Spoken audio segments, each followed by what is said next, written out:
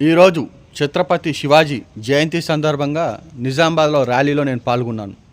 ఆ ర్యాలీలో చాలామంది నా వెల్విషర్స్ నన్ను కలిసి మీరు చేస్తున్న కార్యక్రమాల వలన మీ మీద అనేక నిందలు కుట్రలు చేయడానికి ప్రయత్నం చేస్తున్నారు, మీరు జాగ్రత్తగా ఉండండి అని దాదాపు 15 నుంచి 20 మంది నన్ను కలిసి చెప్పారు. వారందరికీ ఈ వీడియో ద్వారా ధన్యవాదాలు తెలియజేస్తున్నాను.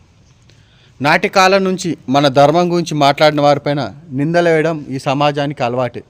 అందులో మనవారినే పావులుగా వాడుకొని మన మీద ఉసగలుపుతుంటారు.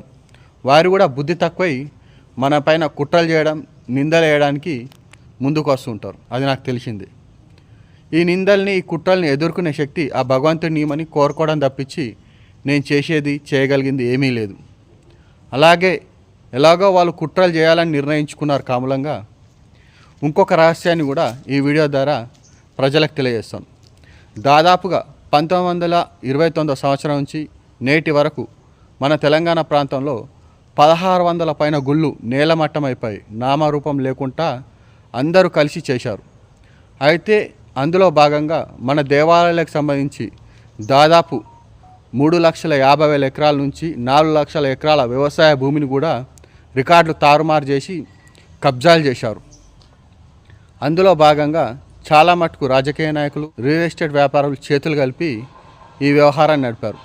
ఇప్పుడు నేను చెప్పేది ఒకటే ప్రభుత్వాలకు, తెలంగాణలో దేవాలయాలకు సంబంధించిన లక్షల ఎకరాల భూముల్ని తిరిగి మళ్ళీ దేవాలయాలకు అప్పచెప్పేలా ప్రయత్నం చేయాలని, ఇప్పటి నుంచి నా కార్యక్రమాలు మొత్తం మన కోల్పోయినటువంటి దేవాలయాల భూముల్ని మనం తిరిగి తీసుకోవడానికే ఇంకా గట్టిగా ప్రయత్నం చేస్తానని ఈ వీడియో ద్వారా తెలియజేస్తున్నాను.